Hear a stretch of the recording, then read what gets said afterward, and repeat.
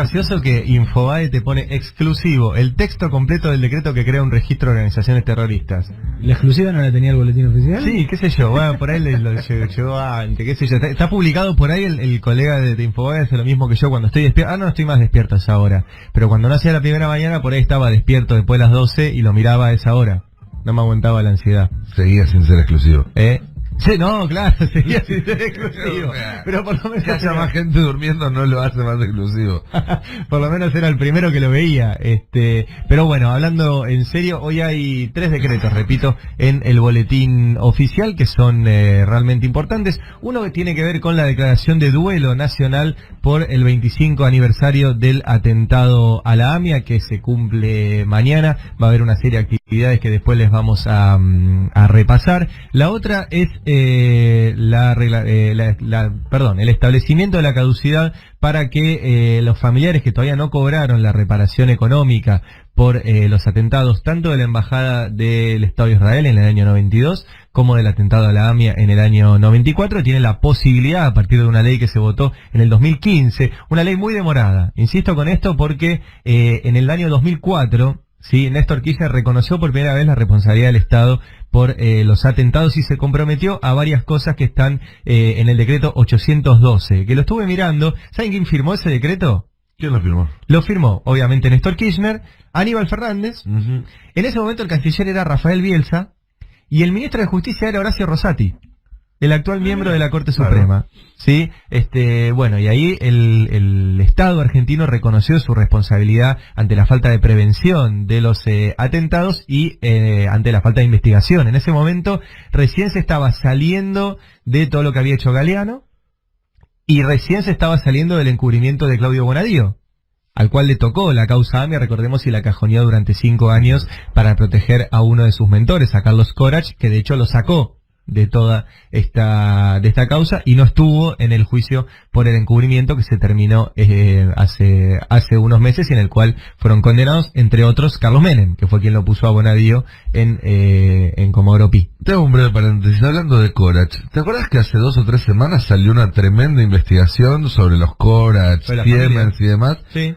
No volvió a decirse una palabra de nada. Salió un día en un diario, no volvió a tener ni una línea de repercusión eso. Qué curioso. Andan en los negocios inmobiliarios los hijos de Corach. Sí, uno de ellos también es funcionario ¿Sí? en el gobierno de la ciudad, claro, Maximiliano Corach.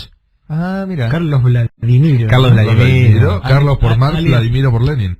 ¿Y servilleta por? No, ¿Sí?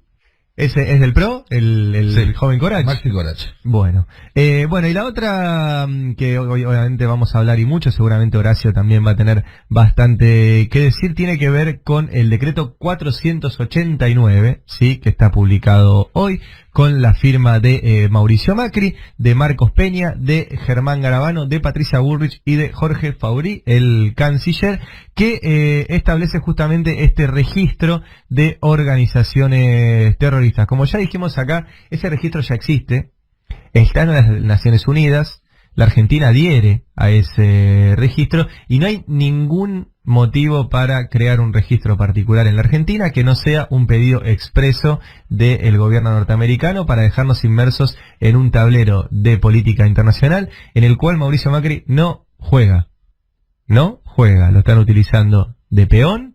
El problema es que atrás de ese peón va todo un país.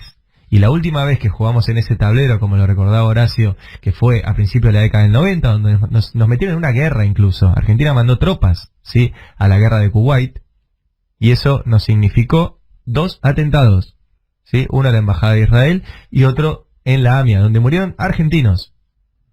¿Sí? No se trata acá de la comunidad judía solamente. Murieron argentinos e incluso un ciudadano boliviano que fue la víctima 85, que Nisman tuvo 10 años y nunca la encontró.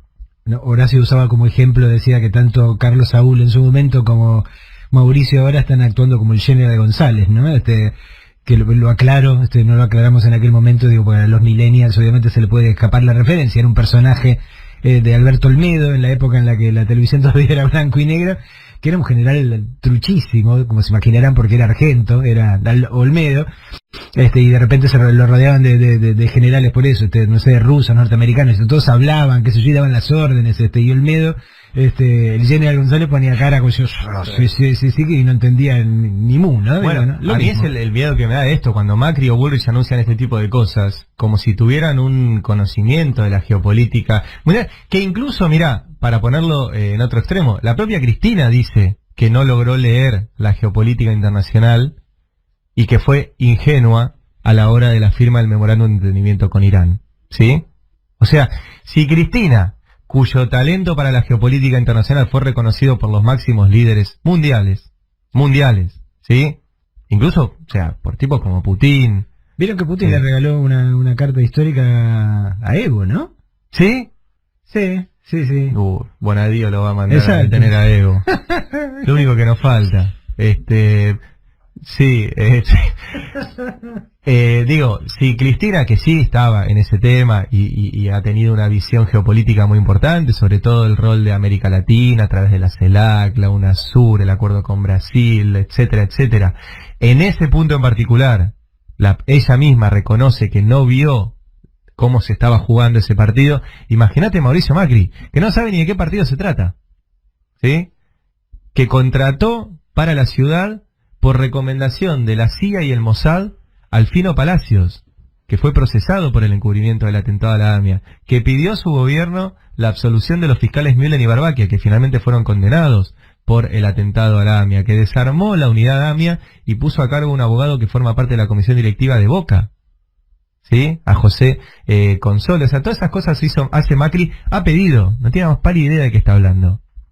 Y en medio de todo esto, firma un decreto para armar un listado de organizaciones terroristas que lo van a armar como se les cante. Porque si ustedes leen el decreto, después lo vamos a ver en detalle con Horacio, lo que van a hacer es meter ahí adentro a toda persona humana, jurídica o entidad sobre la cual haya recaído resolución judicial o del Ministerio Público Fiscal. O sea, si un fiscal le imputa un delito, ni siquiera se prueba, no tiene que estar procesada, nada. O sea, si un fiscal o un juez les imputa un delito, o admita la formalización de una investigación por alguno de los delitos que después se establece, ¡pum!, adentro del registro. Pero además dice personas físicas, o sea que no es solo organizaciones terroristas.